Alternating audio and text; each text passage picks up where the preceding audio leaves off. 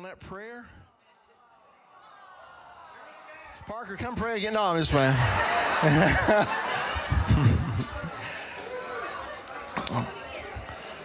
Woo. All righty. I do need to make a few announcements, and we wanted to make sure that the folks that are joining us on the live stream are get to hear these things, and I'll try to be as brief as possible. First of all, I want to say to all the dads, Happy Father's Day tomorrow. All right? My family has been busy preparing the menu that I'm going to cook for them tomorrow.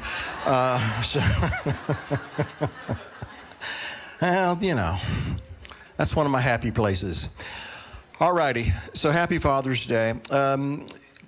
Not next weekend, but the following weekend, which would be July 3rd. We will not be here. Most of us will be at Revive up in Nashville. So again, July 3rd, we will not have services here. I think there's somewhere, I don't see Laura, but there was somewhere like 240, 250 of us that are going to be at Revive. So anyway, that's July 3rd. So if you show up, just go march around the building, pray or something, but we won't be here. And for you who are joining us on live stream, we want to mark that down as well, that we will not be here July 3rd. Next weekend, after the service, I will have to leave. Beth and I will have to leave because I'm going to be speaking on the other side of town. And so Robert, Nate, and I don't know if you know this yet, Clifford, but you're probably going to get drafted too. Some of our brothers are going to kind of do a round, not a round table, but a kind of facilitate our Midrash for us. So you're going to get to be blessed by some of our brothers and as they lead the Midrash next week. So that's next week. So just kind of letting you know what's going on.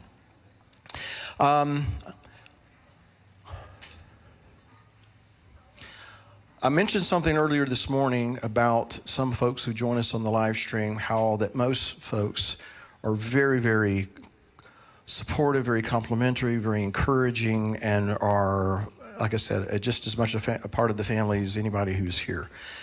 But we do have on occasion things that arise, and I'm, I try not to address anything that might be viewed in a negative light. I try not to, but sometimes, you just gotta mention some things. So I just want to remind those very, very few people who join us and find reasons to criticize and find fault and things like that. I really wish that you would not do that. And I cannot stress to you just how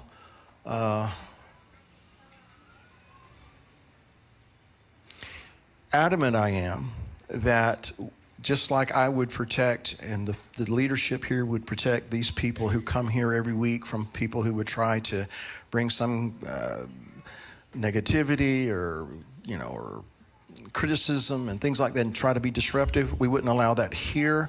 So we're not going to allow that on the live stream. It's a little more difficult. And sometimes the people that are here trying to monitor those things, we get busy with other things and some things slip through. And by the way, thank you to all the folks who are on the live stream to kind of help us, keep us aware of those things. But I just want to encourage, first of all, I'll use that word. I want to encourage those of you who are on the live stream who maybe you don't agree with me about something. That's fine. You're allowed to disagree, but you're not allowed to disrupt and to undermine.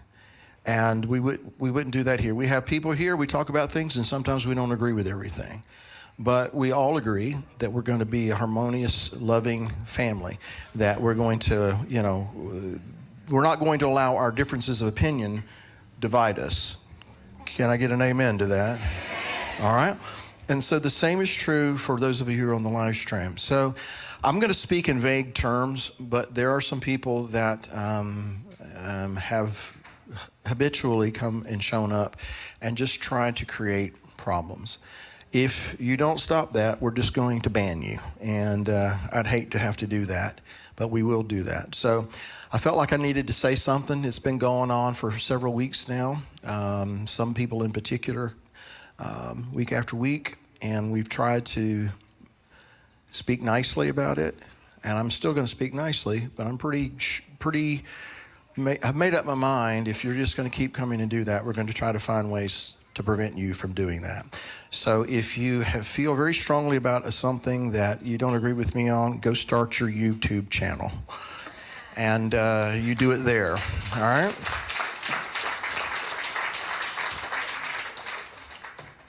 I apologize, but sometimes we just need to address some things.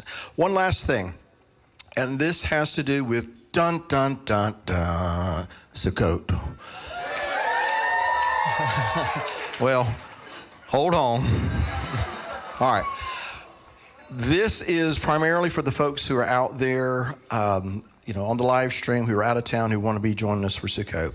And a lot of people have been, when are you going to say something? Why haven't you said something? What's going on with Sukkot? And again, this is going to pertain to most of the folks who are joining us on the live stream who want to come from out of town.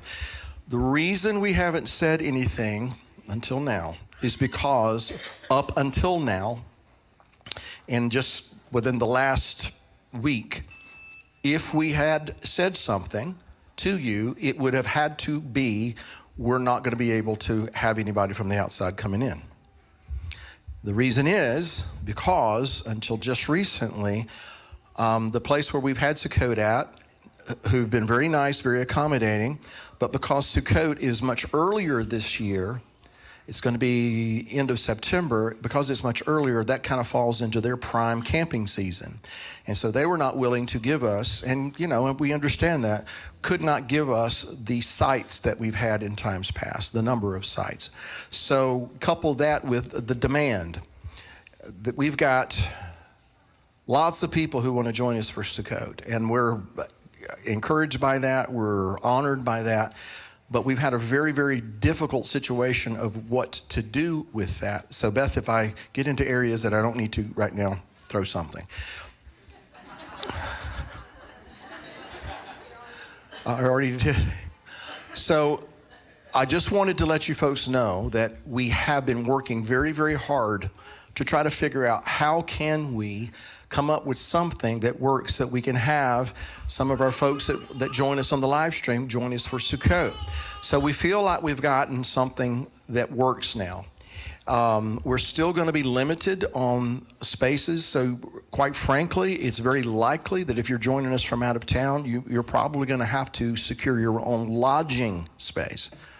But as far as the services and being with us for the meals and things, we think we've got a plan to figure out how we can accommodate people who want to join us. But that's why we haven't said anything.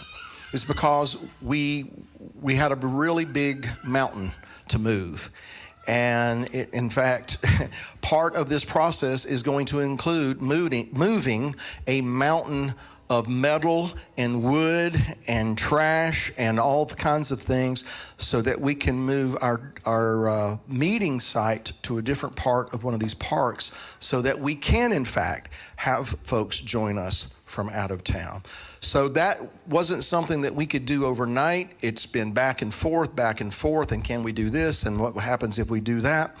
And so that's why we haven't said anything until now, because we didn't have anything to tell you other than we don't have any room for you right now. So we're trying very hard to make room, and we think, like I said, that we have a plan to make that work. So don't call Laura, don't email Laura like, how do I register? We'll let you know when that time comes, because we still have a few I's to dot and a few T's to cross.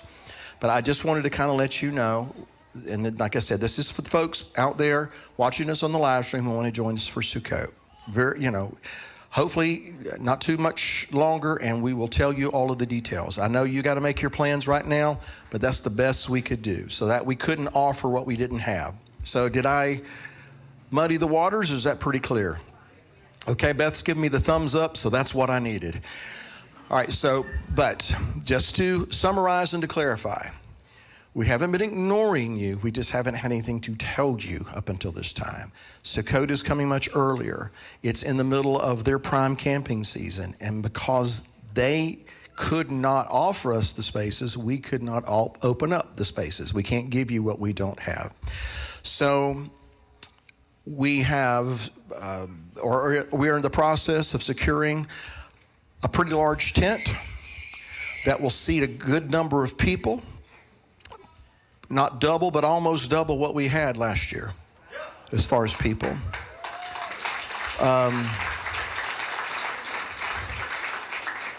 Is that accurate? All right. And some other things that we're doing. But anyway, I just felt like I wanted to go ahead and say something just so you would know that we're not ignoring you. And I know that there's lots of people wanting to come. And I will say this, the demand is probably more than what we're going to be able to handle this year. That's just the way of it. And again, this is mostly for the folks that are out there, which I am going to use this situation as a springboard to announce this, or to not announce, maybe initiate. We need a dedicated feast site. We need a dedicated feast site. And I'm not going to get off track. We'll have some things to announce about the building process of things here fairly soon. But I don't want to have to run into this much longer. I want Jacob's Tent to have a place where all God's people who want to, as many as we can possibly do, can come and do the feast together and do these appointed times together. So if you're out there and you got bunches of money and you get the vision of we need a dedicated feast site, talk to me. Because there are men here that have moved here that are itching to get to work on making certain that next year or in the years coming up that we don't have to tell people, I'm sorry, we don't have room for you. All right? So I hope that is not offensive to bring up on the Shabbat, but we're just trying to let you know what our thoughts are. Now, we're going to stay focused on the tent and the property we've already acquired to build a meeting place so that all these people don't have to sit on the floor, and what have you. So we're going to stay focused on that.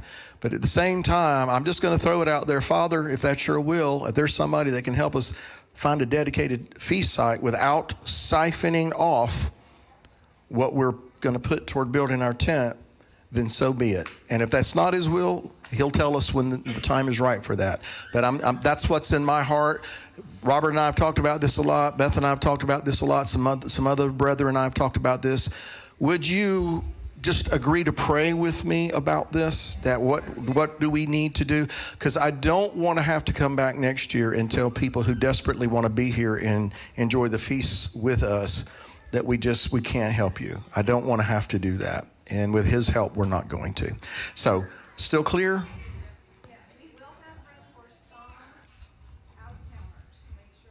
Well, I tried to say we will have room for people to come out of town to be in the tent, but you're probably going to have to look at securing your own lodging space or camping space or things like that, because and we don't know what that means because we have looked and looked and looked and looked and looked. Okay, fair enough.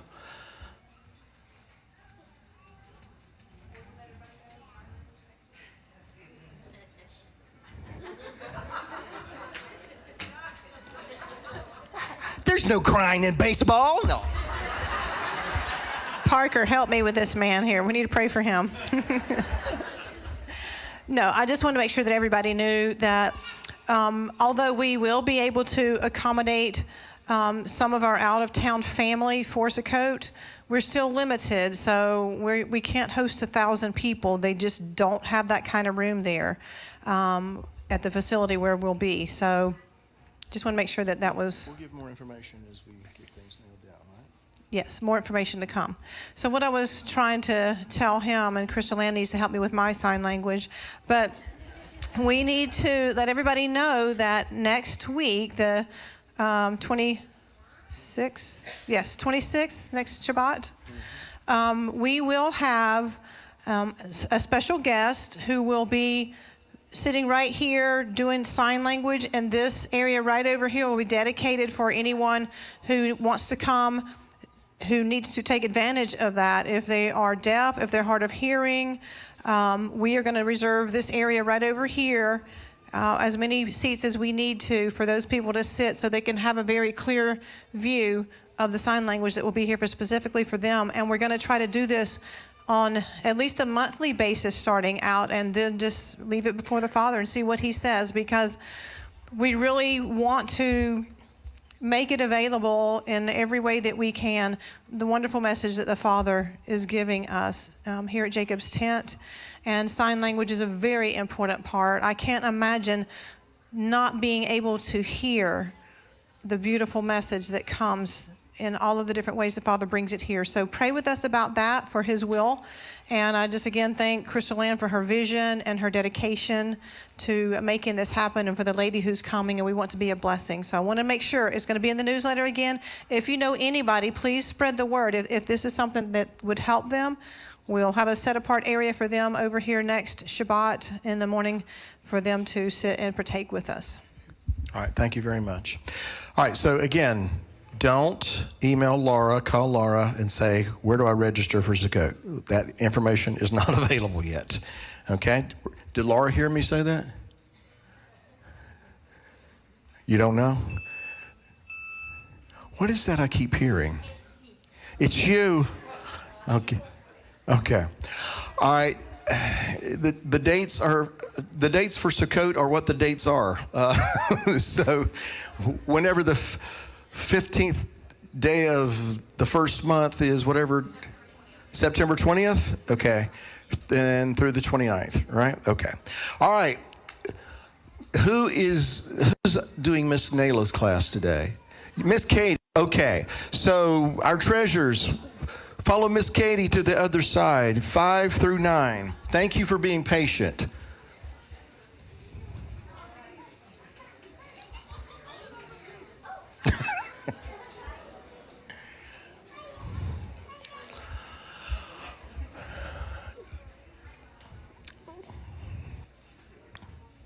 Now, I got the word we sang happy birthday on the other side. Is that correct? Did we sing happy birthday to Patrick and Michaela? We did?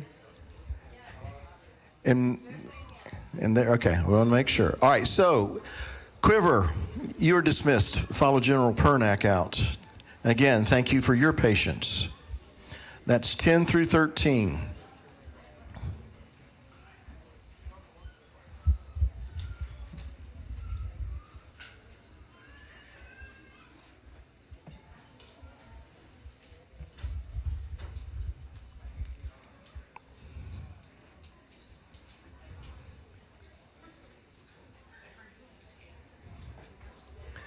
All right, and finally, Senior Quiver, you follow General Dahl. Thank you very much.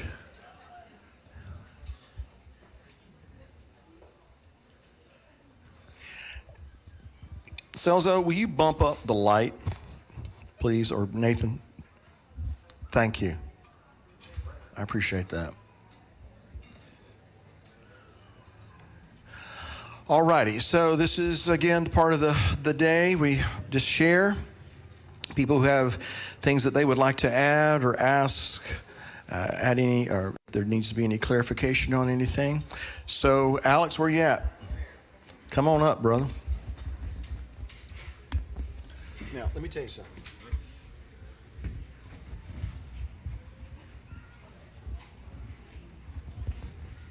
Got that? All righty, anybody want to get us started this afternoon? Right back. Were you the first one? Were you the only one? Go ahead, Joffrey. All right. Thank you, Bill.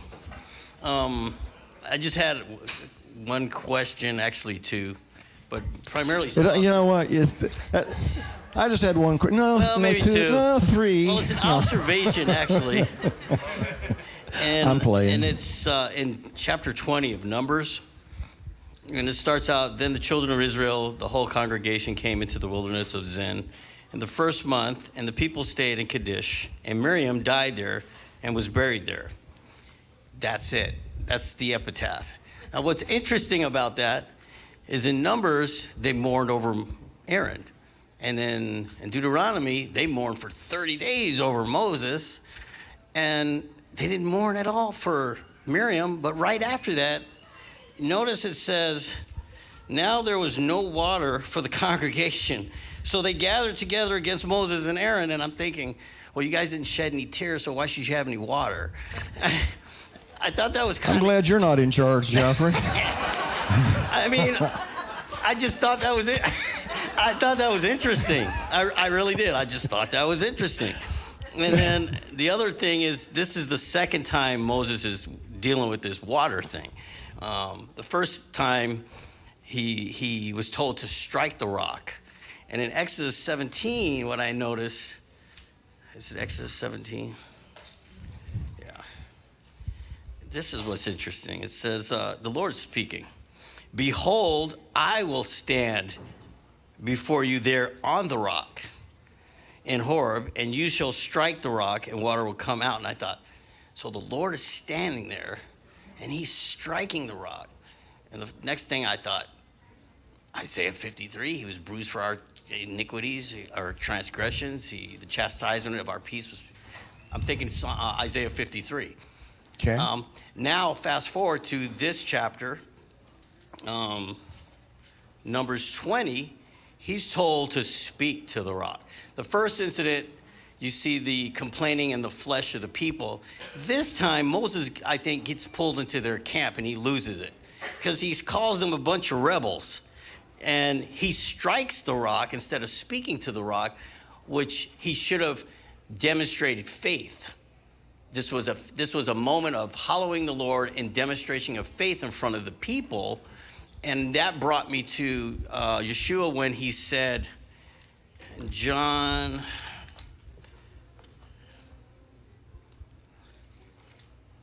4, when he's talking to the woman, he says, whoever drinks of this water will thirst again, but whoever drinks of the water that I shall give him will never thirst, but water that I will give him will become in him a fountain of water springing up to everlasting life. And so I didn't know if those passages were congruent. We do know Yeshua is the rock, 1 Corinthians 10, Psalms 18:2. But I'm just trying to make a connection there. So what's your opinion on why didn't they mourn over Miriam? And secondly, am I correct in putting together that Moses basically got pulled into their camp and lost his temper, and he didn't speak, and that speaking to it is like for us to have faith that the Lord will do what he says, and we have to represent him in that and not get pulled into stuff by the world, like Beth was talking about, being careful where we're at, because we'll get pulled in and not walk in that faith. I don't know if that makes sense or not. But. Well, it does. Let me address the latter part of that, because I've talked about this before, as far as Moses getting pulled into their camp, the way you put it. And he's not allowed to go into the land because you did not hallow me in the eyes of the people. Because he lost his temper, plain and simple. And we could justify why he lost his temper, why anyone in that kind of a situation would probably lose their temper. But the fact remains is that you did not hallow me in the eyes of the people. Therefore, God being no respecter of persons, your consequence is you don't go into the land. This to me is something that is always before me. As leaders, whatever capacity, as husbands and fathers, and just the people that we engage when we go out into the world and we're in our workplace, they're watching. They're always watching. And it's very important that we do not act out of anger and emotion and let things get away from us so that people see these kinds of things. And particularly when you're in a leadership position, because in a manner of speaking, they're looking to you as a reflection of him. And so it's something that's always before me. I get mad, I get angry, I get frustrated. I want to throw something, and I kid with you a lot, but you should know I do speak to the pine trees. And you can tell which ones I've been talking to lately because they're all turning brown and dying. But I'd rather speak to the pine trees than to act out and lose my temper in front of the congregation and somebody who doesn't know me or is new to the faith or what have you get a bad taste in their mouth for him because I acted stupid. So I think that's very important. As far as why they didn't more Miriam, I understand what you're saying, but I would also say that we might be assuming they did not. Okay? Just because it's not recorded doesn't mean they didn't, acknowledge her passing. Why it doesn't go into the detail, if they did, I don't know. All right.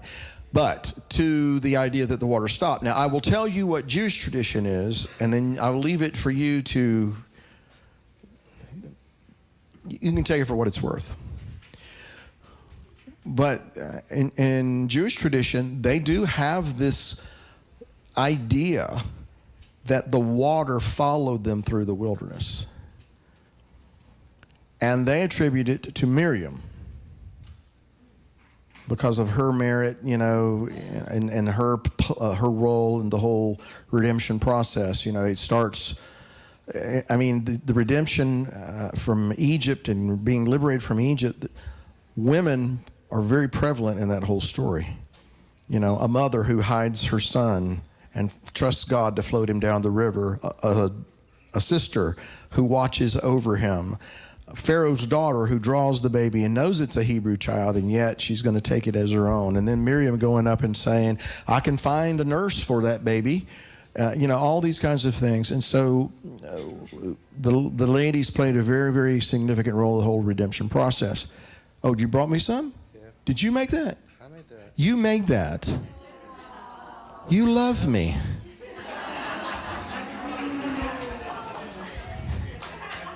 Gracious, what was that? Thank you. Thank you. I appreciate that. I appreciate it. That's all right. I will drink them both. I'll drink yours first.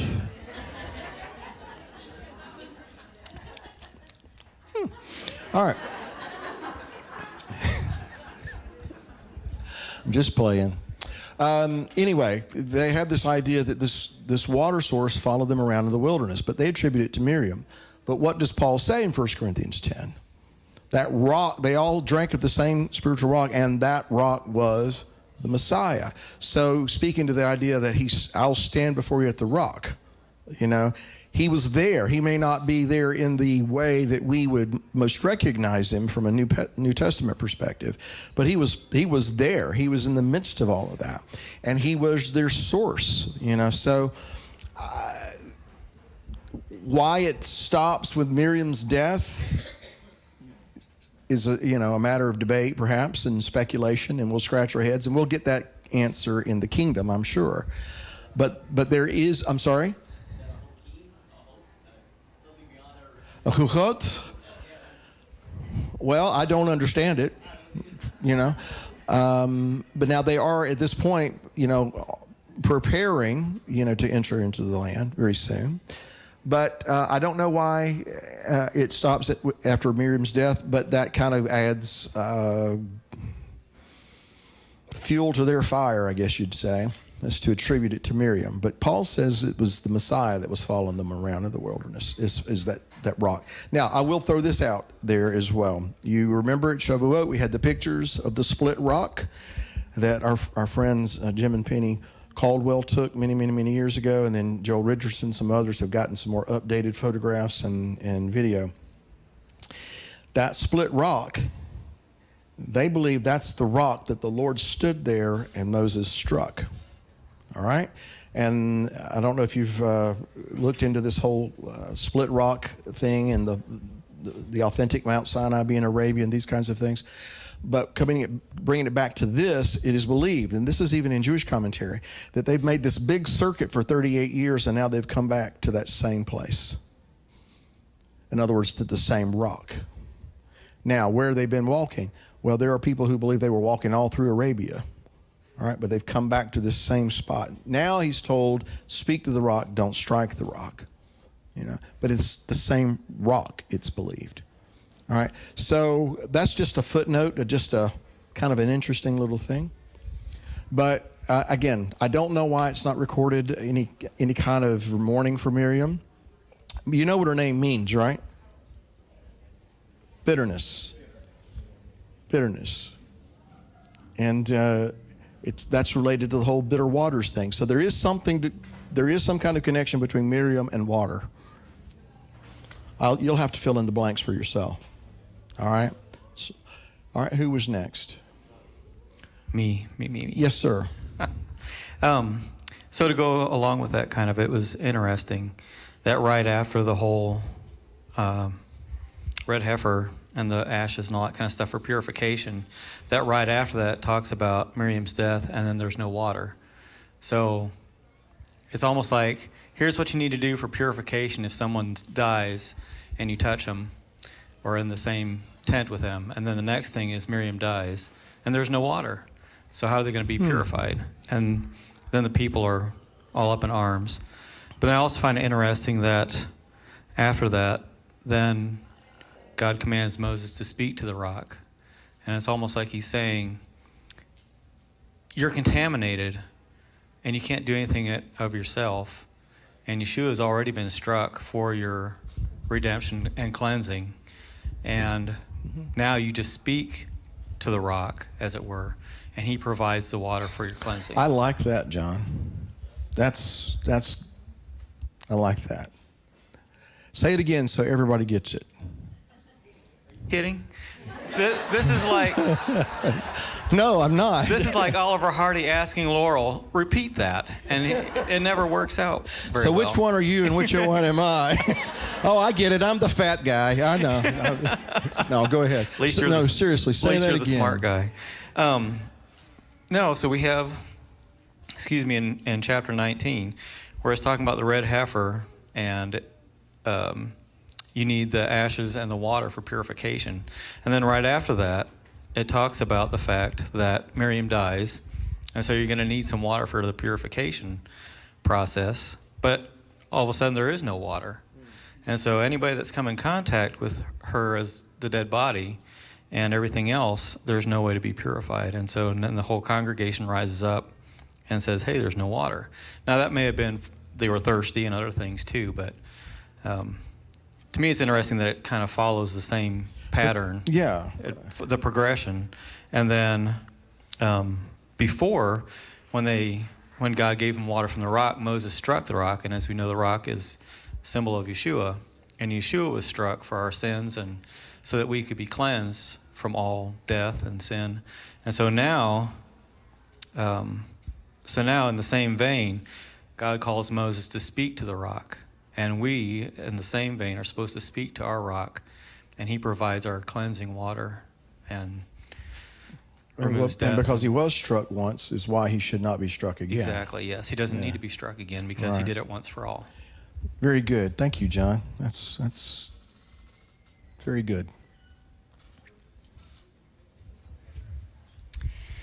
Yes, my question is, and my name is Stacy, and when the word says the people loathed the manna, do you think that's why man has made their own holy books to support their own religions? All right, there was a word I missed there. Because the people, the manna? When the word says the people loathed the manna. Loathed. Okay. Do you think that's why man has made their own holy books to support their own religions?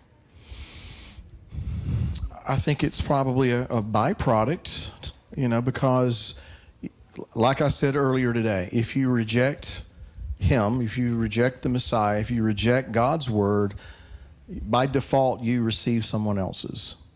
And that's the serpent. It's like going back to the beginning.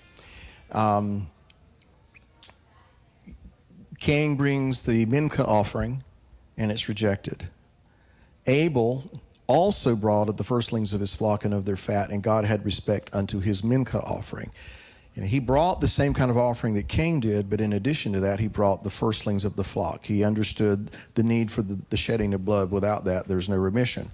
So God had respect unto his Mincha. My point is this. God goes to Cain and says, why are you so down in the mouth? You know what to do. Do the right thing, and I'll accept your offering as well. But what did he do? He lured his brother out into a field, and he killed him. And God warned him. Sin's at the door. It's ready to pounce. All right? Cain rejects what God said. And as a consequence, whether he intended to or not, he received the word of the adversary, and then he produced the fruit of that. He murdered, he lied. I don't know where my brother's at. All these kinds of things. So when we reject truth, what do we get? A lie. He sends strong delusion that they should believe the lie and be damned. Why? Because they didn't love the truth, and they took pleasure in unrighteousness. So, back to your question. In rejecting the manna, in rejecting God's word, in rejecting truth, was holy, was pure, you don't get to be, a neutral zone. You're going to have one or the other. You're either going to receive the truth or you're going to receive the lie. You're going to embrace life or you're going to embrace death. That's the only choice that is to be made. And when you reject truth, by default, you embrace the other. So yes, I would say that in rejecting the manna, which is emblematic of the word, we try to fill the void. We try to fill it up with what makes us feel comfortable, what we're okay with, and we end up with all these things to soothe our flesh and to accommodate how we think and what we want to do and what we don't want to do, etc. Does that kind of answer your question a little bit? It's more like the books, the other books. You mean it's more like the what? Different books from different religious systems. It's you have. Well, that's the word of the adversary. Right. Right? If there's only one good seed, and it only produces one good fruit, and the seed is the word, that means there's only one word of God. And anything else isn't. And if it's not the word of God, then what is it? It's the word of the adversary. It may have a man's name on it. It may have this religion stamped on it. But the point is, it comes from the adversary because he is the father of lies. And every convincing lie will always contain a measure of truth. It'll always be mingled with something that seems plausible. In the beginning, the woman gave too much information. Why don't you eat of this tree? Well, we're not to eat of that tree. We're not even supposed to touch it. God, if we touch it, we die. Oh, you're not going to die. God knows that if you eat this, you're going to be like him, knowing good from evil. And so he says some things that are actually true. Because when they ate, guess what? They realized they were naked and they began to understand through experience the difference between good and evil. The lie was, you won't die, because they did. So the father of lies always very cleverly blends something that seems plausible with something that's just not true. And that's why, I would argue that most of God's people, if they know the scripture, if they know the word, if they're somewhat grounded in their faith, they're not going to be led astray by some blatant, obvious lie. But he's good at what he does, the adversary, and which is why we have to be on guard, because Yeshua said there's coming a time when deceit's going to be so prevalent that if it were possible, even the elect could be deceived. Right? So anyway, I hope I addressed your question. Who was next? Did you go through my man, Alex? I did. Okay, we're just making sure. With respect to the good word you shared this morning, does John 15:3 relate? It's just something I've thought about for a long time. Well, tell me which passage you're talking about in particular. John 15:3 specifically, but I mean it's in context. I just wondered if it related to what you were sharing this morning.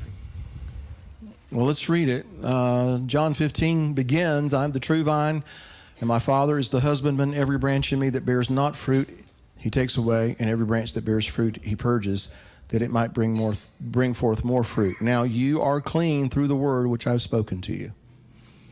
Well, I mean, he's the word of truth. He's the word of life. He's the source of living water. So I would say it does. I would say it connects to that. Do you have something else to expound upon that?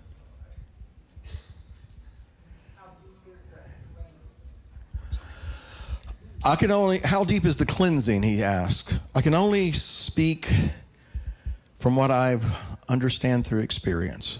It's an ongoing process. You know, I have been redeemed, but I am being redeemed. I will be redeemed. I believe I have been cleansed, but I'm being cleansed. I will be cleansed. Ezekiel 36, I will sprinkle you with clean water and cleanse you from all of your idolatry and all of these things. And he's saying that to his people as he's gathering them into the land. So I would say that it is a work in progress. Okay? Who's next?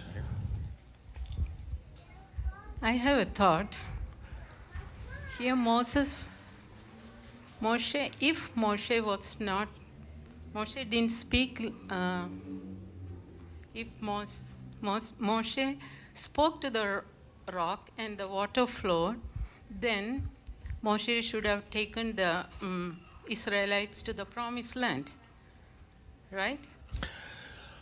It would seem to be that way, yes, because he didn't, that's why he was not allowed. So yeah, I would think that'd be probable. I thought that because Father might have allowed him to do that because Yeshua is like Yeshua who led us to the promised land. So Joshua was the one who was ordained to take Israelites to the promised land. I've thought about this as well. And what gives it credence to me is what you just said. Because Joshua is basically he will save. Where Yeshua is, he saves right now. So it's almost as if Joshua was ordained to do that. You know, it still allows possibly for Moses being able to go into the land, not as the leader necessarily, but then again, anytime there's a change in leadership, if the older guy's still hanging around, that makes it tough for the new guy. So I've wondered about that too. I'm not going to be dogmatic about it. It is something I have thought about, and I hope everybody understands what we're saying. It's almost as if this was almost it had to be because Joshua was the one that he had ordained to take him in the land. Now, I'm not going to speak for God and say that's just the way it was, but it is something kind of interesting to consider. And springboarding off of that, here's what I can say. Today, you know, in exile, in the wilderness, metaphorically speaking, Moses leads through the wilderness, but Yeshua leads into the land. Okay? So, you know, we're learning as we're going in through the wilderness how we're supposed to live our lives. But ultimately, Moses isn't going to take us into the promised land. It's going to be Yeshua who takes us into the promised land. All right, so that's kind of what you were getting at, right? Yeah. Thank you.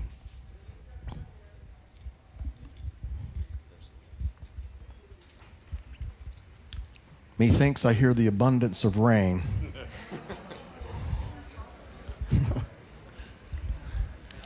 Okay, Lauren, 2 thoughts. right? Yes. Okay, You gave me homework last week and I did it. Oh, okay. But before I get to that. Okay, hold on. Before you get to that, what homework did I give you to do? You'll get to that. Okay. Yeah. This is not my thought. This is someone taught this to me. It's interesting to note that in Judaism, the rock is tied to Miriam and her faith. And in the New Testament, Yeshua came from Miriam because of her faith. Just thought the room might want to hear that. Not my thought. Well, but it's a good connection. Thanks for pointing it out. So last week, I brought up that I saw a connection between Psalm 1 and the Torah portion. Okay. Yeah, all right. And you told me to go do homework on it. Because he planted that thought in your heart. Yes, I was homeschooled. I'm not accustomed to homework.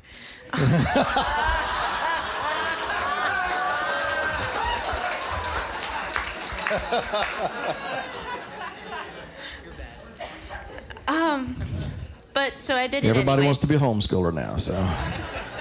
I did it anyways, and I don't really know how I'm supposed to explain this, but I'm going to fumble through it as best I can. I'll just start by reading Psalm 1. Blessed are those who reject the advice of the wicked, who don't stand in the way of sinners or sit where scoffers sit. Their delight is in Adonai's Torah, and on his Torah they meditate day and night. They are like trees planted by streams. They bear fruit in season. Their leaves never wither. Everything they do succeeds. So not the wicked, who are like chaff driven by the wind.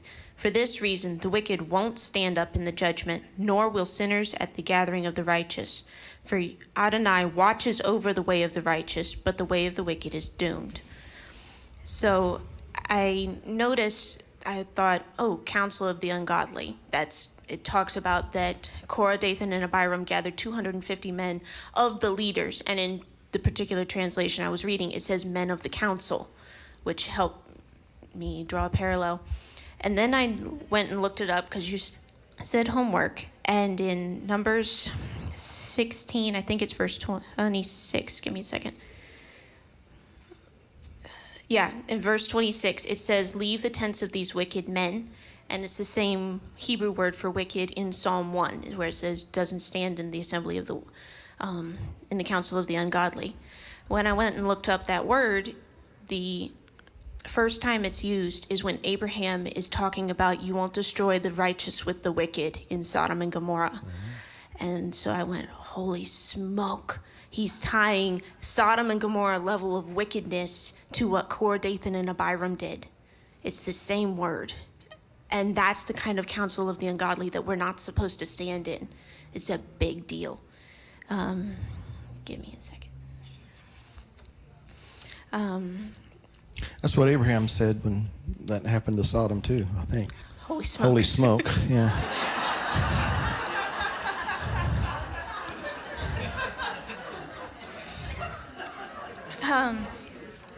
And then I noticed that the rest of the Torah portion, chapter 17, so last week's Torah portion, it talks about after all the rebellion and all the people came back and said, hey, you guys are still taking too much on yourselves. And Yahweh says, hey, take a staff from each of the leaders of each of the tribes and go put it in my presence, and the one I choose will blossom. Except for that it doesn't just blossom. When he picks Aaron's staff, it blossoms, it buds, and it bears fruit, which Psalm 1 says he'll be like a fruitful tree that leaves never wither. And I thought, oh, wow. And then my brain jumped ahead to bearing good fruit. I am the vine and you are the branches. And I thought, oh, wow, just like, holy smoke, it's all connected. I know I'm saying that a lot, holy smoke. Not nervous at all. That's okay. A lot of us grew up on Adam West and Batman, so we're good with it. So I did too. Again, homeschooled. And then I couldn't figure out, like, why is this all connected? It didn't. I was like, there's got to be something missing. And two things happened. One, Louise pointed out that David grew up learning the Torah portions. We learned David and the Torah portions. David grew up learning the Torah portions. So, of course, he could have seen Korah, Dathan, and Abiram when he wrote Psalm 1. Like, to me, that seems like, oh, I have to go and backtrack this. But he could have just been writing it about this, for all I know. And I was like, oh, that's so cool. And then, hang on, my brain just left. Give me a second. we're good. You're among friends. Oh, when the 250 men, they offer incense, what did Adonai say to do? He said, go gather up the ashes and throw them outside the tent, outside the camp, because they're holy now. And then the last part of Psalm 1, it says, not so the wicked, which are like chaff driven away by the wind.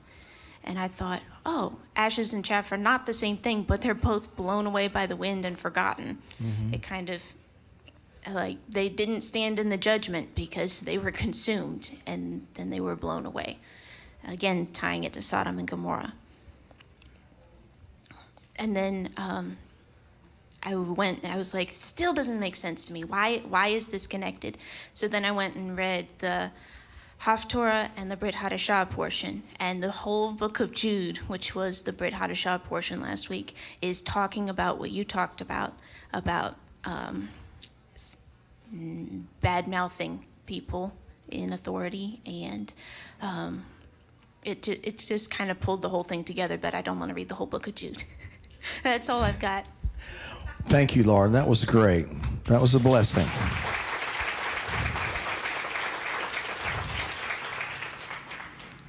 And I just want to say this real quick. I appreciate and want to give space to those, within reason, of course. When the Father puts something on your heart and you feel like it's something that the congregation can benefit from, talk to me. Because we all need one another and not everybody has it all. And so I appreciate you doing that and sharing with us. Thank you very much. That was great. Yes, Nick. When Lauren, through this week, had been studying this over at our house, just her talking about it, the exuberance was just overflowing. It was so cool. And she really worked hard on tying all of these together. And because she's homeschooled, she thought that it was a personal triumph to draw all this together. Well, that was wonderful. Yeah. Numbers 20, verse 4 and 5. Why have you brought the assembly of Yahweh into the wilderness, that we and our livestock should die? Why have you brought us up out of Mitzrayim to bring us to this evil place, not a place of grain or figs or vines, pomegranates? There is no water to drink. They could have had that, because the spies came back and gave an evil report, but they brought back the fruit from the land.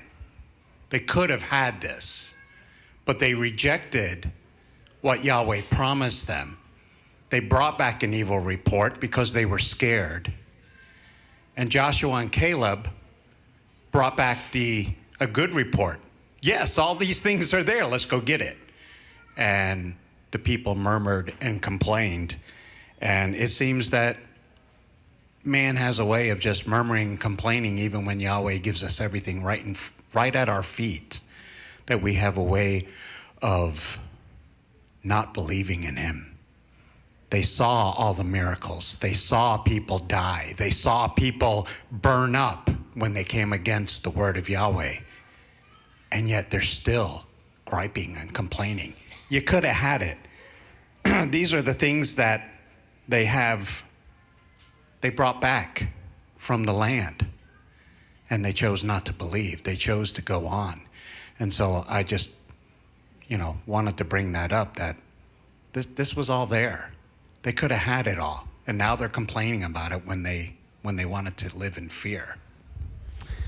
We read earlier from 1 Corinthians 10, Paul talked about the things that they did, how some committed sexual immorality, 23,000 died, different things, and some committed idolatry, etc. And so as you read that, you go, well, I don't commit idolatry. I'm not involved with this. I'm not involved with that. So far, I'm good. And then it gets down to the end. And then there were those who complained, and they were destroyed by the destroyer, And I don't think there's anybody in this room who hasn't complained at some point in time, starting right here.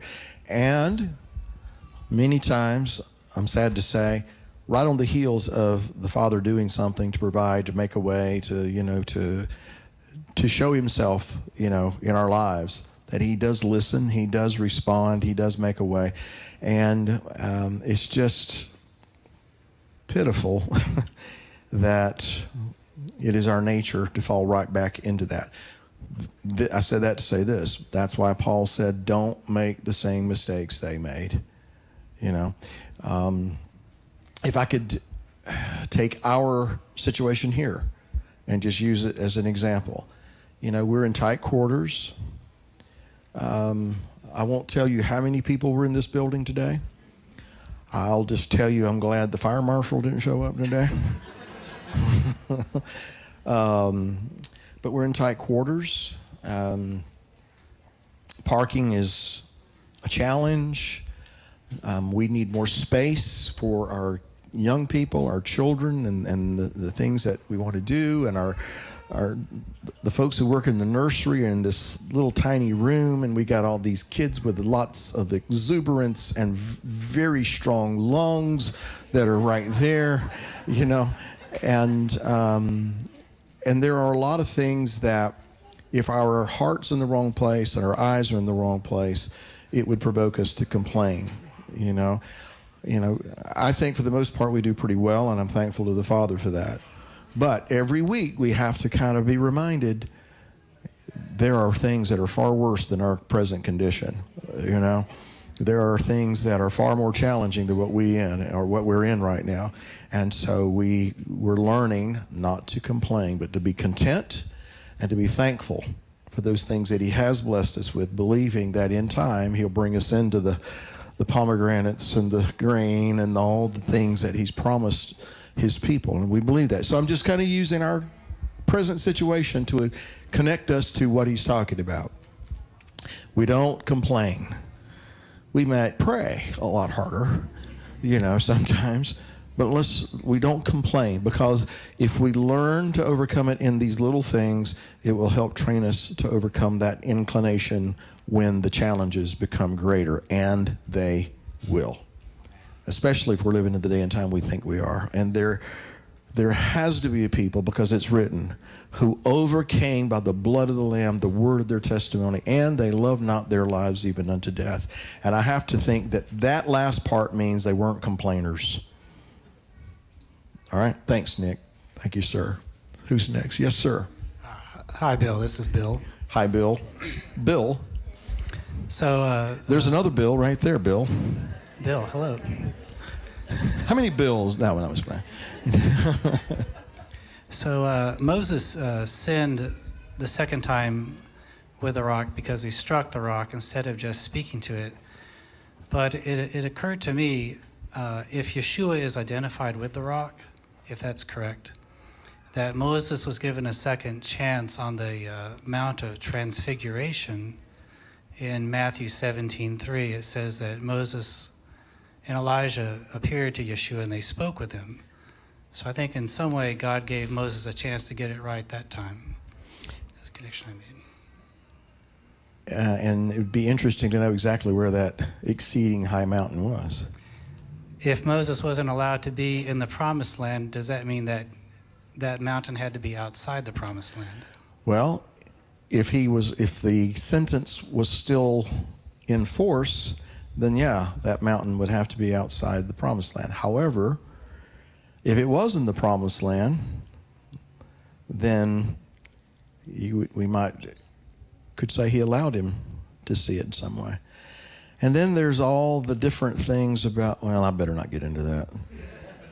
But it is interesting, He did speak to him. In fact, the implication there is this is in advance of Yeshua's suffering, and Moses and Elijah are there speaking with him. Now, it doesn't say what they were speaking about, but interesting thought. I tend to believe the mountain was probably not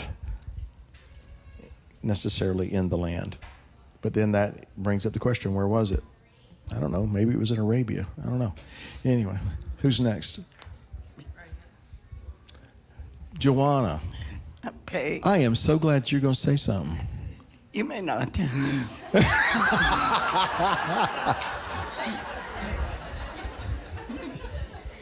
With this third portion, how do we handle organs donation from a person that had an accident and died? How do we handle donating organs? You mean whether we should or not? It said, we be unclean if the person was dead and you got the organ?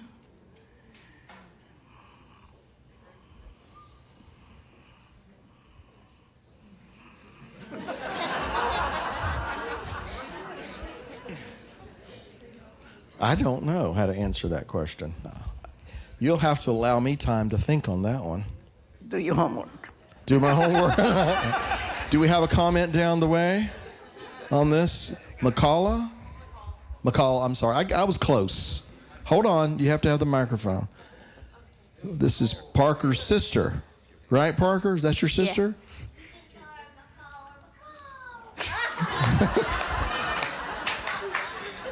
Okay, Parker. My comment on that would be that if the organ is dead, you wouldn't be able to use it in another person because it would no longer be functional. That's why usually when organs and tissues are donated, the person is usually still alive, even if they're brain dead or something like that. That's just my input. But What she said. I don't know. No, thank you. Thank you. Good point. Parker, which one's the boyfriend?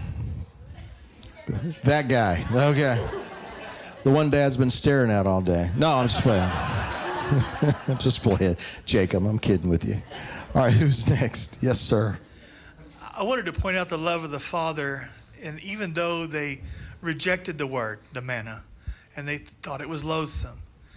You know, when I read that, I remember the word saying, "No man cometh unto the Father lest that he draw them." You didn't choose him, he chose you.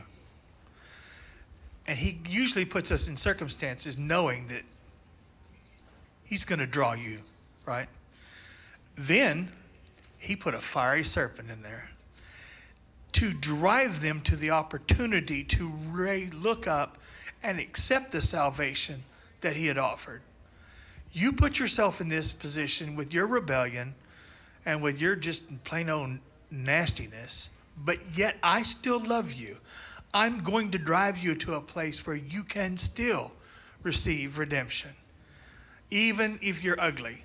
His grace went so far as to, in the way I read it and the way it ministers to me, because I was one of those that got bit by a fiery serpent. I had to be driven to the Father. I was not, it was a bad thing that happened. You heard my wife this morning, didn't you? Amen, right? Yeah. So I just wanted to point that out, that I see Yeshua all through, and I thank you so much for your word this morning. But I see Yeshua lifted up, and the Father allowing us to get into circumstances. I'm going to get your attention. We're going to have a face-to-face. Yeah. It always comes back to restoration and mercy and that relationship. Any ideas why God would use a bronze serpent on the pole as a representation of the Messiah?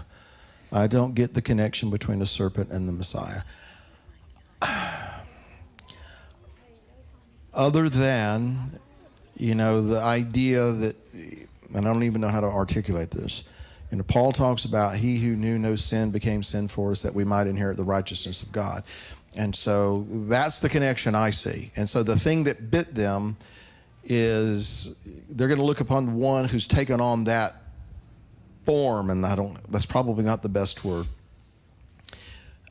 But the idea that, looking to him, and as we read from the Jewish commentators, they are the ones that said, it's not the serpent itself, that bronze serpent, that's not what brought healing to them. It's that they looked on what God told them to look upon, and their hearts were toward the Father, and that's what brought healing to them, and that's what brought restoration. So beyond that, I don't know. I'm sure that there are people a lot smarter than I that might get into more details with it, but that's what resonates with me. So that's the best I got. Who's next? I have the mic over here. Oh, he's over there. The mic's over here. Okay, I'm sorry. I was just going to clarify. Throw me a curveball there, Alex.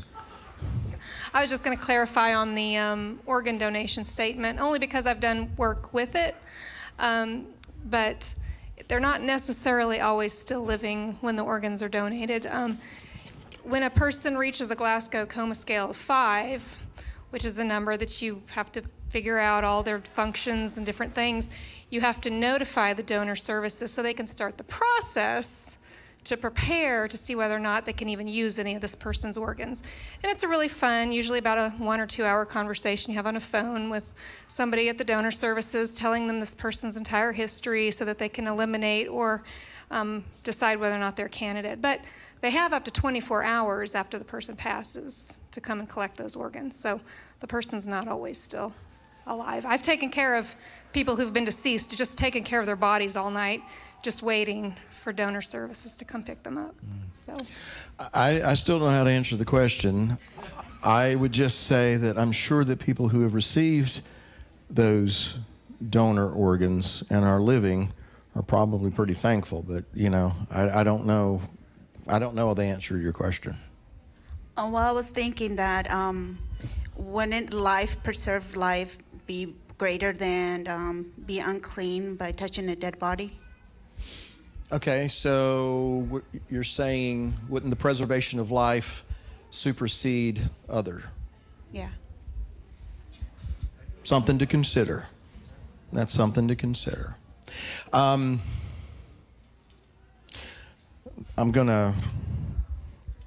going to seem like I'm way off on something else.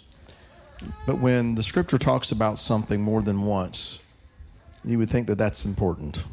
You know, for instance, it says twice within just a few verses, and Edom is Esau, or vice versa. So in other words, he wanted us to know that Esau is Edom, and Edom is Esau. So with that thinking, the Bible talks more than once about what's clean to eat and what not, right? More than once. So I guess he's trying to make the point, I want you to eat clean. All right? Shabbat, the observance of Shabbat, that's mentioned more than once, right?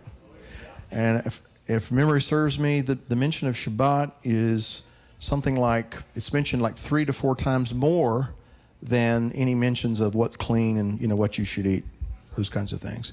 So if we were going to rank them, what becomes more important?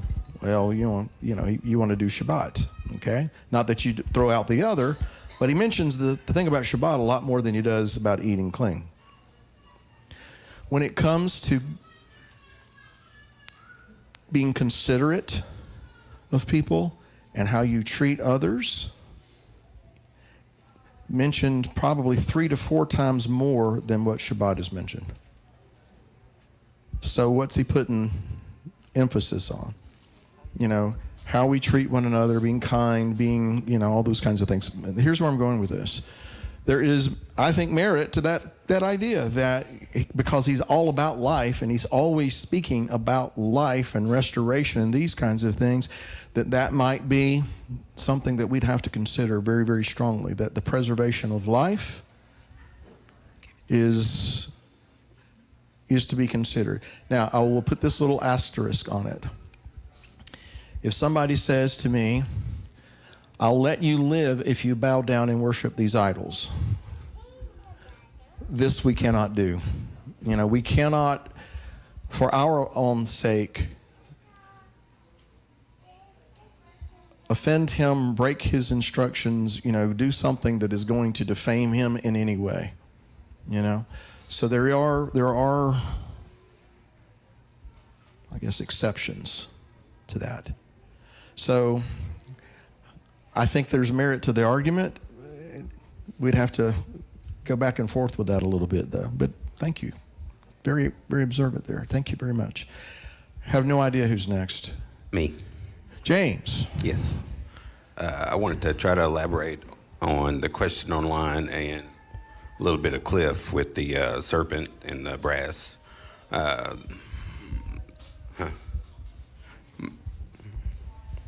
It's hard for me to speak sometimes. I get tongue-tied. But as far as the brass, it withstands fire.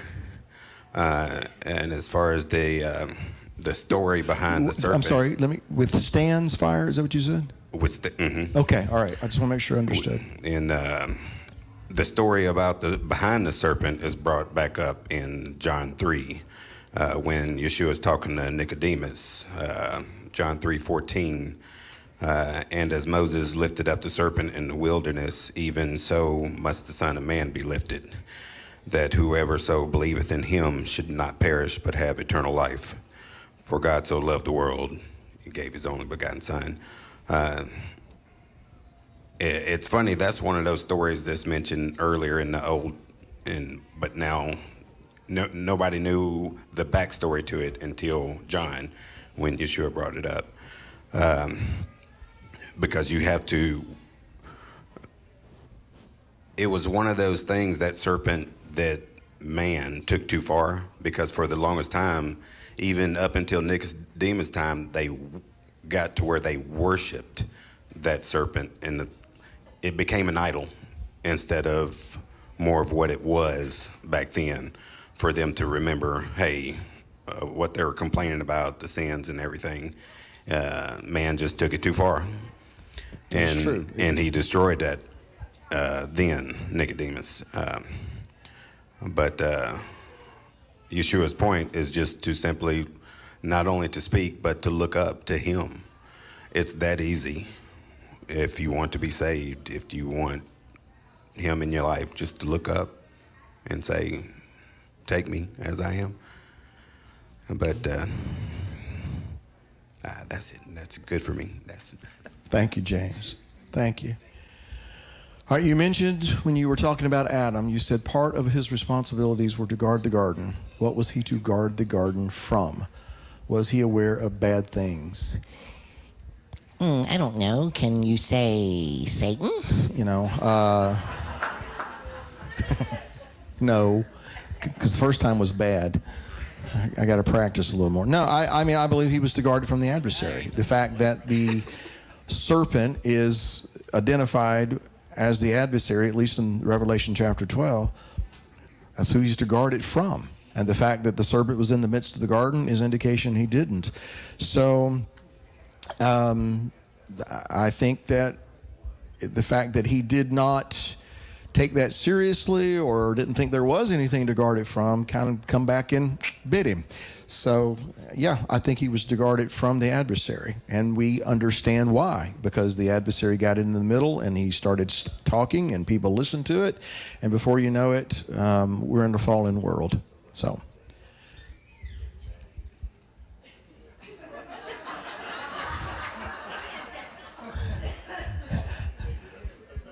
I'm hearing things. I'm right here. Who, where, yes. Something just came to mind about the idea of the organ donating thing. And that is that we have a really good example of how things are purified when they're grafted in. It's us. Christ says that we're grafted in, and we were impure and unworthy and deserving of death, and then we took on his nature. And so it makes me think that, you know, if we're going to graft an organ into our body, that organ would take on our nature, and that we wouldn't take on its nature. So if it's rejected, the same thing happens to that organ that would happen to us if we rejected Christ, and it would be cast out anyway. We will put that in the pot and stir it.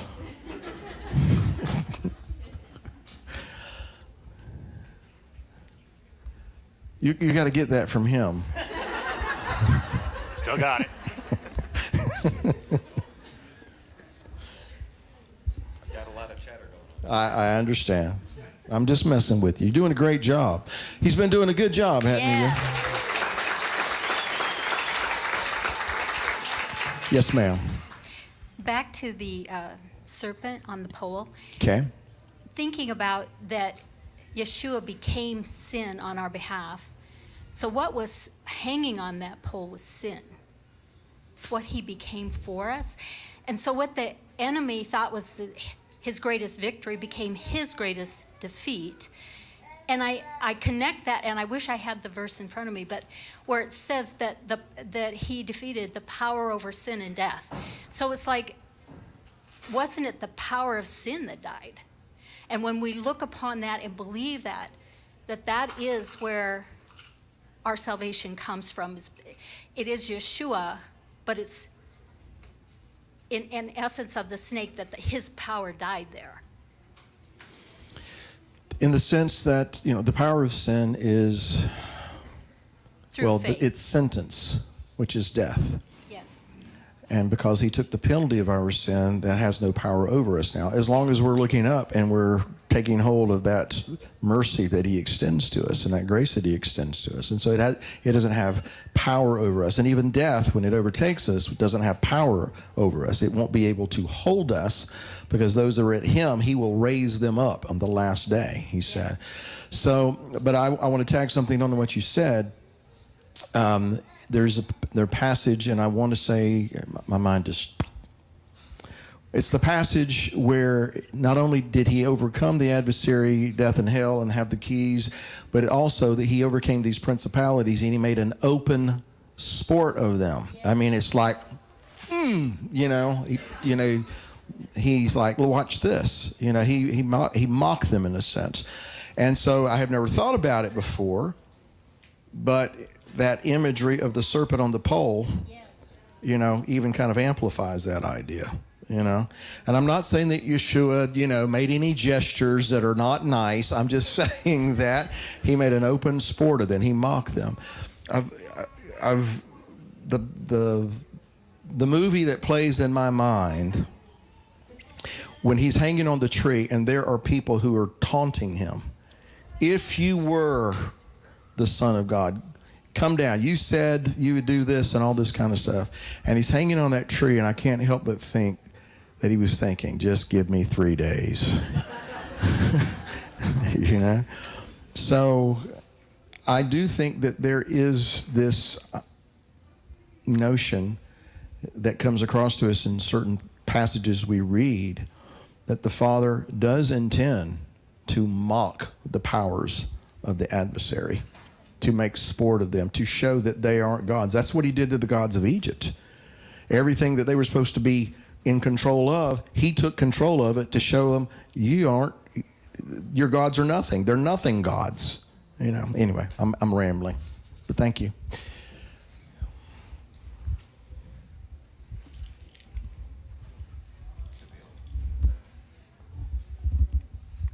Okay, I think it's on. Going back to the same thing, the serpent on the pole, could it not have been that the Hebrews at that time were familiar with the story about Genesis, and they knew about the serpent, and they knew that he represented sin, and so they had an understanding of that. And also, are things in the Torah not pictures to us? It should be clear to us that it's a picture of Yeshua on a pole, and that he was made sin for us. And as so many things are in the Torah, they're pictures to us. And again, could it not have been that they knew the story about how the serpent was a representative of sin? Well, as far as them being aware of what happened in the past, I would think that they would. I mean, Moses is the one who wrote these things down for us, but it was dictated to him by the Creator. So how much of the detail that they were aware of, I mean, it's anybody's guess, but I would say that they probably were. Just things that had been handed down, through the years, through the families, But as far as the picture, it's easy for you and me to look back and see it and understand it now. But he's having a conversation with Nicodemus in John chapter 3. And I think I mentioned this earlier. He says words to this effect that you're a teacher in Israel, and I'm having to explain these things to you, And so he says, then he said many things, but one of them was, just as the serpent was lifted up in the wilderness, Son of Man's going to be lifted up. But then later when it happens, and Nicodemus is witness to this, then I think he really got it. Yeah, right. It really became, okay, I see what's going on. And that's the way it was, I believe, with a lot of the different pictures, typology, patterns, whatever you want to call it. When these things started happening, and Yeshua was crucified, and he was buried, and he rose again, that's when they really began to understand these things. And for you and I, the blessing is now we look back, people who saw these things, can testify of these things, helped us to understand why this was in Scripture in the first place. That's why the Torah is important to us. Yeah. And why it still holds a great deal of importance. Because it always points us to the Messiah. How clever of the adversary to convince a large number of God's people that if it comes before Matthew, it has no relevance for us. Because it eliminates a lot of these things that point us to the Messiah. And I mean, even the prophetic element. You understand the end by understanding the beginning. All right? And so if you throw away the beginning, you're kind of drifting and trying to guess at what the end's all about. And it just seems to me it was one of the most, I hate to use this term, brilliant moves on the part of the adversary to convince God's people that everything in the Tanakh doesn't have anything to do with you. And people are ignorant of these things. And some of them very valuable things as it pertains to Messiah, his character, and us in the Messiah. Anyway, I'm rambling once again. Even if one had an understanding of those things already without knowing the Torah still amplifies it and makes it clearer. Well, it tells the story. Confirms it even more, yeah. The book of Genesis has more prophecy in it than all of the other books of the Bible combined. Just the book of Genesis has more prophecy in it than all the other books of the Bible combined. And I can say that without hesitation because it's like a seed. And everything that comes out of that, and the branches and the foliage and the fruit, it all comes from that seed. And that's what you find in Genesis. So all doctrine, prophecy, everything, you trace it back. I'll even go one step further. You can trace it back to the garden.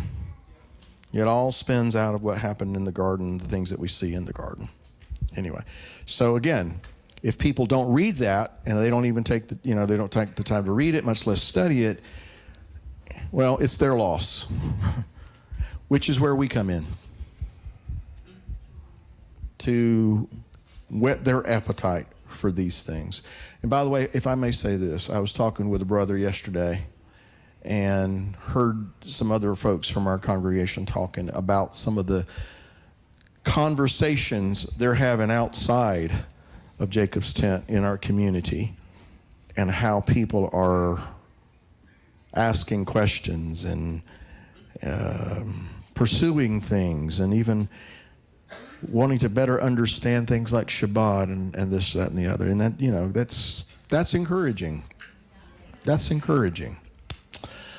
All right, I have no idea who's next. Yes, Kurt from Seattle. Yeah, I came from Seattle to say this, so buckle your seatbelt. From the weird coast. Yeah. You don't mind me saying that, do you? No, you say it all the time, something like that. Yeah. You're just playing. Well, but they are weird, Kurt. Yeah, that's why I'm moving this way.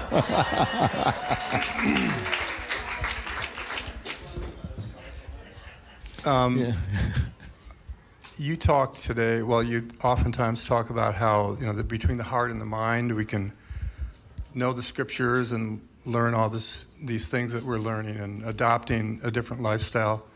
It's sort of in your mind like data, but then someone cuts you off in traffic, and what happened between your mind and your mouth is instant. Or quit, you're meddling, Kurt. Yeah, well, I caught you, that's all. Yeah. So what happens is one word that you have all this in your mind about how to treat everyone and how to love God and do the commandments, but there's a deeper thing of how the enemy works is that you'll have these hurts or whatever in you and someone offends you and you'll say the wrong thing, and in one word you can ruin a relationship of 50 years.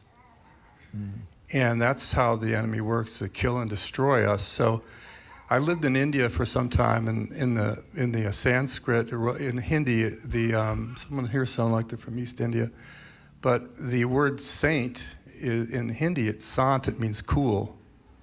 And we have the saying, keep your cool. So there's one thing to know all these things, but what I'm working on, and you always say it too, is that how do I have self-control? And that to me is the difference between the mind, maybe data, and the heart. That now we're catching our heart not to do those things we used to do. And you can't really do that unless you know you're loved by God and saved by God and you're with his people. And, I was telling you, I sent you a text 6 months ago, is that if I'm not here, I might not make it. Not salvation, but I'll go crazy. seeing, your country and everything you believe just falling apart. But here we see a building of the people of God. And so it's such a joy that that's happening. And we all need that. But so if we can get in that part, you said it's up here, it's in here where you mess up, And that's the real struggle, is to be awake and aware of what we're doing. And a lot of people have just given up on that. And I give up on it sometimes too if I forget my purpose. So anyway. Well, thank you, Kurt. Real quick, introduce or reintroduce that beautiful young lady sitting next to you right there. Oh, this is my wife, Jenna. And some of you know her, some of you don't, but Beth and Bill know her from way back. So she is, they're looking, right? Well, we came down here for the second time to buy a house. That when we got there to buy the house and square it out, the people, this is the craziest thing. We went to meet the guy. It was a for sale by owner thing. Beautiful place on the golf course. This guy was stone drunk, and the three people he had were drunk too, and they wanted to see if we'd smoke some stuff with him outside. I'm like, what is happening here? I'm like, what on earth? So you're saying we're weird too? No. I don't mean to say that. I'm just saying it's interesting how. And the other person, our house is on the market. It's going to sell, and we don't have a place to go. And I just know that there's going to be something better. But it's just weird how these doors close in the strangest way. So anyway, we'll find a way. But did you notice you used the word weird? Did I say that? Yeah, you said. I said strange, stranger in a strange land. All right. Well, there's a lot of folks in your situation, so we're praying for all of y'all that the Father opens the right door. We'll just believe it's changed from a year when I was down here Yom Teruah more than a year ago. It wasn't so hard but now it's a freak show. Strange, weird, freak show. I think you're trying to make a point here. I'm just playing. Nothing like where I live, but. Jenna, we're glad you're here too.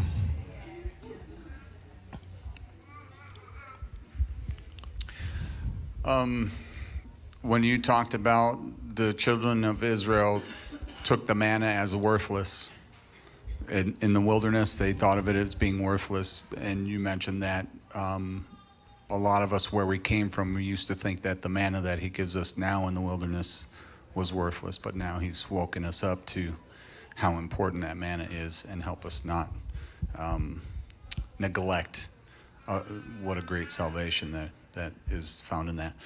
I wanted to, if I may, comment on the organ donation thing. As far as taking on something that is unclean and putting it within us and then asking that Abba would sanctify it, I'd question that a little bit, because then I would just eat some bacon and ask God to bless it. And many people do. Yes. And I don't know that is, as for our family, we don't do that. Yeah. But we have had that discussion within our own household about, well, what happens if I need blood or if I needed an organ or anything like that? And for where we are, we have come to the conclusion that the DNA is a very important thing. That if we are what we eat, then what we take into us can greatly affect what we are. And doesn't it say something like, that the whole earth was corrupt during Noah's day, that all of mankind was corrupt, which leads me to consider, is it a possibility that their DNA was corrupt? Also, well, I'm sorry to cut you off.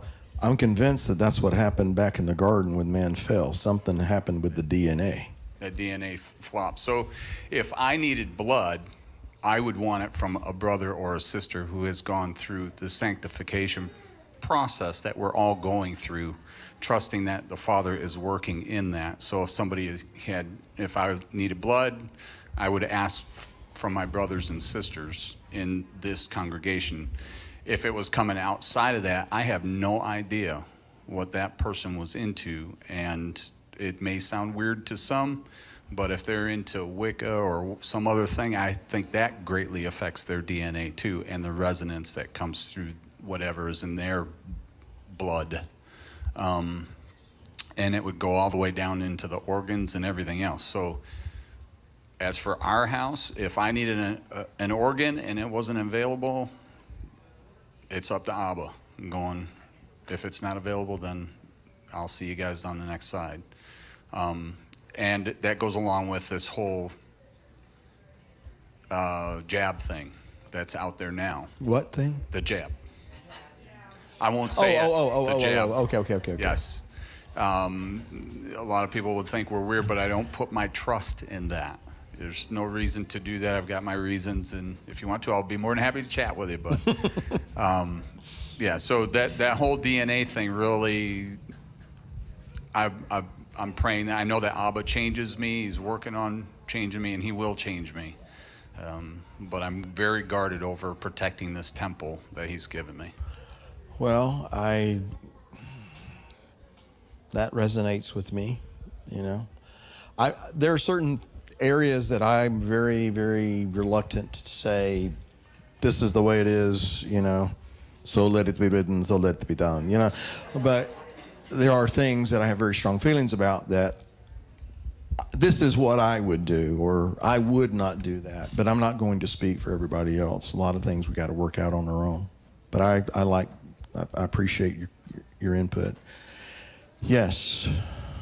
Hello. It's me. Oh, hi, me. Okay, my observation from the Torah lesson today, God holds leadership to a higher standard before the people of God. But then he holds the people of God to a higher standard with each other, and especially for those outside of the camp.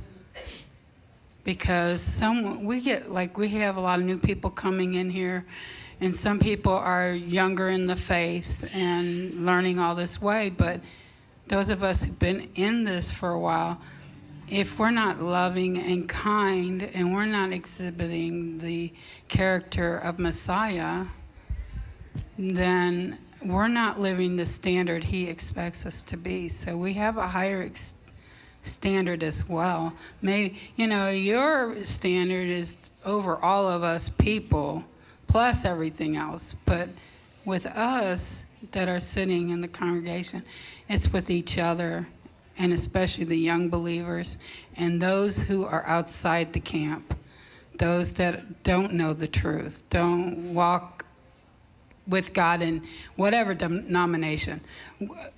If we are not being that example of Messiah, then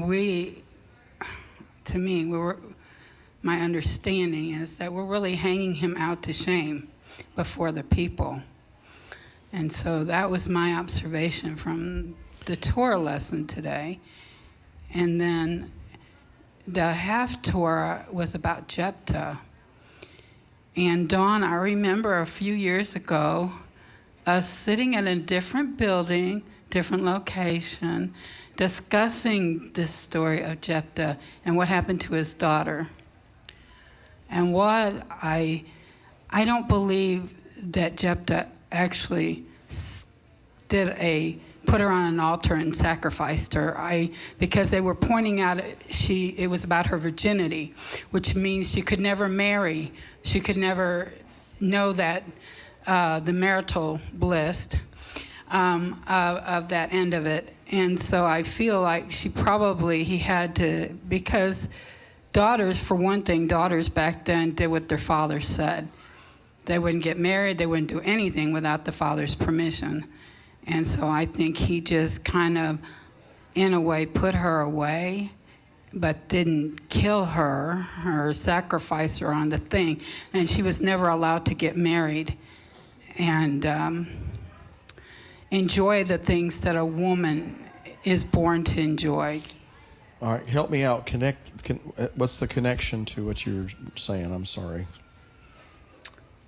The connection, you mean, between leadership? Was there a connection there? No, that you were I was making? just telling you what my observation was, what okay. I personally got from the Torah lesson. But then I was talking about the story of Jephthah, the half-Torah. Okay, I thought you were.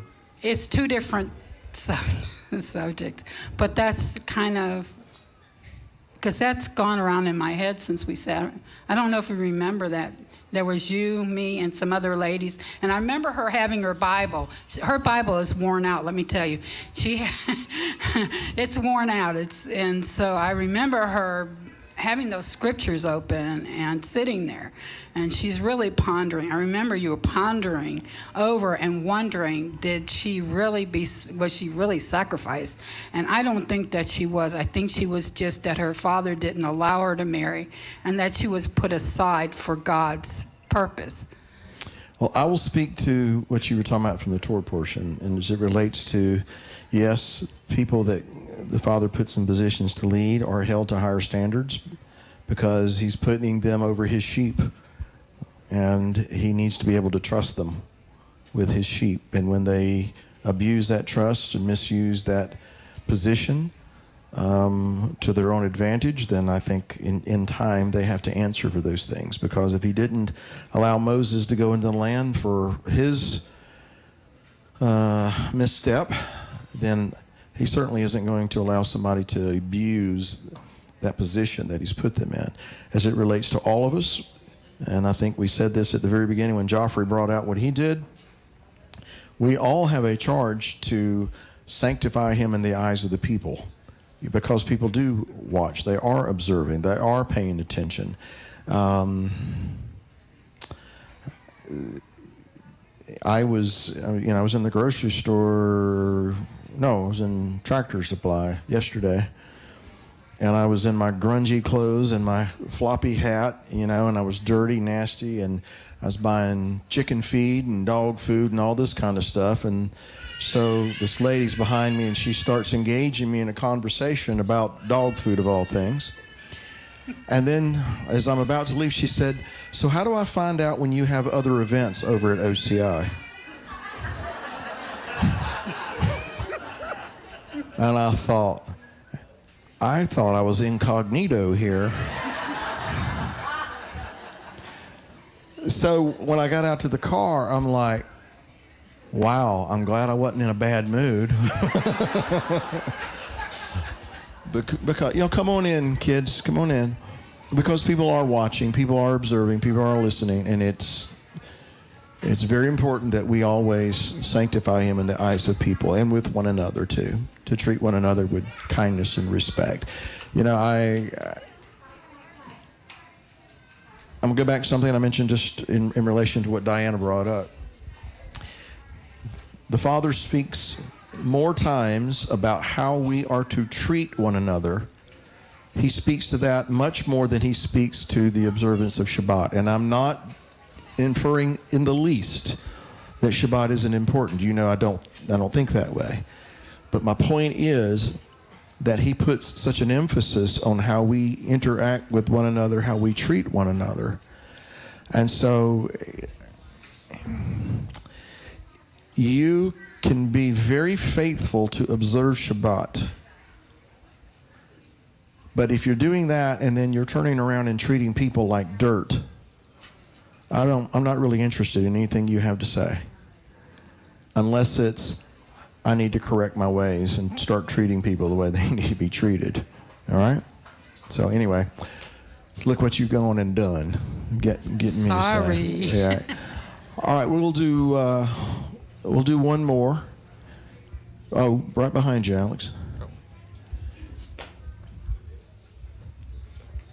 Yeah. Okay. As everybody was talking about all this stuff, going back to the question that asked about what was Adam guarding from? Does that mean he knew about bad? Because he hadn't eaten of the tree yet. So how does he know good and bad? My thoughts were going to, and it kind of connects. It was kind of connecting with all the discussion about organ doning and everything else going on. And I got to thinking of, it's the tree of the knowledge of good and evil. It's not a matter of not knowing what's good, what's bad, what needs to be here, what doesn't need to be here. It's a matter of the knowledge of good and evil. Knowledge in a biblical sense would indicate an intimate, taking that into me, absorbing that, making it part of me. That's the Experimenting difference. with it. Yeah, that's the difference, I think, is that, and I don't know, I'll let you chime in for the rest of it, but that's No. kind of where my mind went. I do think that that is very important. What are they trying to drape you in over there? I do think that's a very important aspect of it. You know, it's much more than being aware that there is evil out there. It's having that, that experience with it. You know, when they ate of the fruit of that tree, that's when their eyes were opened. That's when they realized they were naked, and they had experience with intimacy, if you will, with that knowledge of good and evil. And as it relates to Adam and being told to guard, I guess maybe I should have phrased it a little better. He may not have been aware that the adversary was out there, but the one who told him to guard this was well aware of it, and which then speaks to the idea there are sometimes our Father tells us to do things or not to do things that we may not understand why He's telling me to do this or not do it. It's just important that we believe Him and trust Him to do what He says to do and to not do the things that He says not to do, rather than by experience find out, oh, that's what you meant, because then it becomes a situation of having to undo some things. Okay. Are we still waiting on one group yet? Alex, do you have the mic? Hand it to Nate real quick, please. Is it okay to make that announcement? Yes, you may. But before we do that, y'all come on in. Are all of our young people in here? It seems like we're missing some. Oh, okay. So, Mrs. Dahl, is Junior Quiver going to come and join us for prayer? Could you ascertain? Okay, well, we just wanted to have prayer with them. All right, then why don't you go ahead and make that announcement, and then we'll pray when they get in here. So, trying to get this bus a-rolling for the men on the next Sunday, not this coming Sunday, but the following Sunday, 27th. Thank you. 27th. Those of you that are handymen, workers, chainsaws, tools, all that stuff, any kind of gear, whatever, we're going to meet at my house at 10 o'clock, and then we're going to go do He's going to make y'all breakfast. Quick. Nope, pick up your own breakfast. No. Yeah, grab some coffee. Bring drinks and stuff with you, tea, Gatorade, water, stuff like that, if you can make it. We're going to get our chainsaws out. We're going to rub shoulders. We're going to go help a brother out real quick for a couple hours, if that. I'm going to take my tractor over, all that good stuff. And then we're going to do some manly stuff for an hour or two. And then just learn how to get along with one another. And then we're going to go do something fun for a little while after that. So if you could, and you're interested, please get on the, I'll try to post it to the app on the local men's thing. So if you can make it, please let me know. If you can bring a chainsaw or a weed whacker or some kind of cutting tool, even burning tools. Muscular arms would be great too. Just anything. Or if you just want to come out and just fellowship with the other men. That following Sunday, this will be just kind of a startup to bigger projects to come. It sounds like, especially if there's going to be a Sukkot site or a feast site coming up in the future, it's time we start learning how to work together in the midst of all that brush that's outside. So next Sunday, 10 o'clock, your house. That's correct. And we'll be moving out from there. We're going to have a convoy. We'll move out from there. It's not far from there. And then we'll go from there. All right. Thanks, Nick. That date you and I talked about, was that July 11th for getting some men together to discuss some things? All right, so I want to make one more announcement here real quick, and that is on July 11th, which is a Sunday. Let me tell you what's happened. Robert and Brandon and I have had some discussions about the general orientation of what we want to do as far as our tent, our building, our facility. And we're trying to get some particulars in order there so that on July 11th, which is this Sunday, we want to invite men who have expertise in the construction industry, which would also include people who are, IT guys, plumbers, electricians, framers, carpenters, whatever, anything that relates to the idea of building something, and you have some experience. What we want to do is we want to get together that Sunday. We'll have some lunch here. We don't know what it is yet, but, we'll feed you. But the idea is to get together and to kind of just give you an overview of what we're looking at and the direction that we're going in. And if you have some skills, expertise that might be valuable to help us think about this when you're, designing the facility, you need to consider this. Even goes to security. So Jasper, if you're listening, it'd be great if you could be there too. But, just those things. And this is just to hear what your input is, what your thoughts are, suggestions, this, that, and the other. This is not to design a building, and your input may or may not be incorporated into the final plans. But we just want to give people who have skills and expertise opportunity to help us think about everything we need to think about as we go into this next part of the process. And when we have that meeting, then we're probably, the next step will be to meet with a contractor and an architect and kind of put these thoughts and ideas down on plans. And when we get some plans, then we go. Then we start the next part of this. So I hope everybody understands that. This will not be to form a building committee. I want to repeat.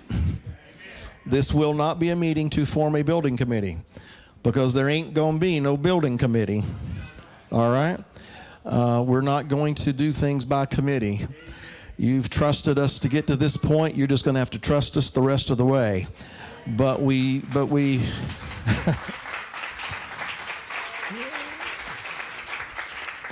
we do want to hear from you. Okay. Now, all of the ladies who are sitting there thinking, why aren't we invited? Because we're not ready to pick out curtains yet. So, I know. I'm just playing. No, in all seriousness, I know that there's some ladies that would like to, have their 2 cents in, and we will probably in time have another meeting where we just come together as the congregation and kind of share with you where we are on things, So anyway, I just want to let you gentlemen know about that July 11th, noon, here at the building. And I perceive you have something you wanted to say. Okay. I thought we did on the other side, but if we didn't sing, is there anybody that wasn't in the room over there that we sang happy birthday to? Who wasn't in the room? Oh, okay. Well, come on up here. Okay. I thought we had sung happy birthday, but we will take care of that before we go. Who else? Come on up. Come on up. Come on.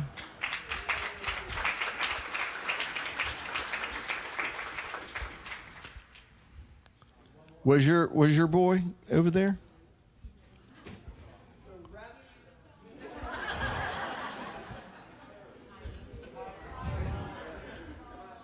Come on. Yeah.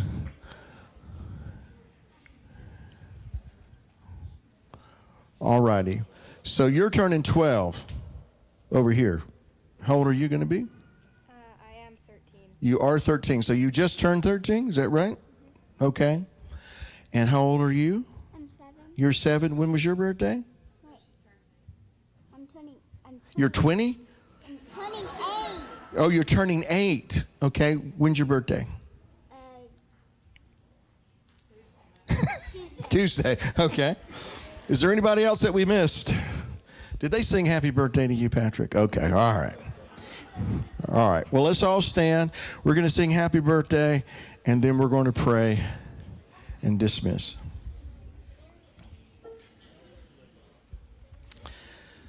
Happy birthday to you. Happy birthday to you. Happy birthday. God bless you. No. Happy birthday to you. Happy birthday. Happy birthday. Happy birthday. All right. Yep, come on. All right, bring it. All right. All righty.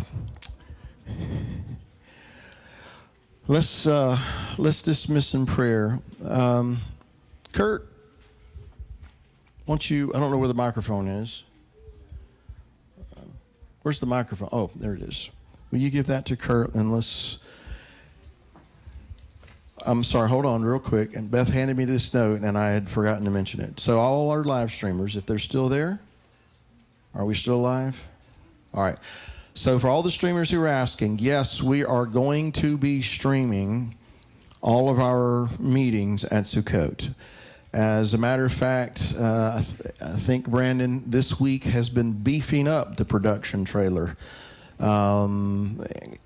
Not only for that, but we're going to take that over to Revive. So we're making some improvements to the production trailer so that we can hopefully do even a better job of streaming everything this year. So there we go. Will you lead us in prayer, sir? Let's pray. Heavenly Father, we thank you that you have saved us, you've redeemed us, that you're changing us. We thank you for the brotherhood and the sisterhood that is here. We are so grateful that we can learn from each other how to walk this out and how to turn our lives around and how to be there and just hold tight till Messiah comes again. We thank you for your promises, and we have great faith and hope in your glory to come. And we thank you for Jacob's tent. And we pray this in Yeshua's name. Amen. Amen. Everybody be blessed, and we'll see you. Ladies' luncheon is Monday, 1 o'clock here. Ladies' luncheon this Monday, 1 o'clock here.